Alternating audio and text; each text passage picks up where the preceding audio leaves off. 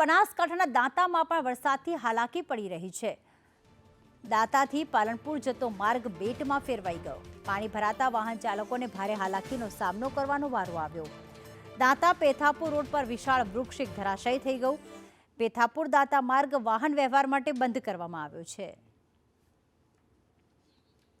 તો દાંતાથી પેથાપુર જતા રોડ ઉપર ભારે એક વિશાળ વૃક્ષ ધરાશાયી થઈ ગયું હતું, જેના કારણે આ હાઈવે પર ક્યાંક મુસીબતોનો સામનો કરવાનો વારો આવ્યો છે। વાહન વ્યવહાર માટે બંધ કરવામાં આવ્યું છે।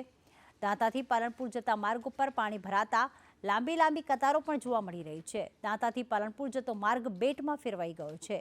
નાના મોટા વાહનોને હાલાકી પડી રહી છે।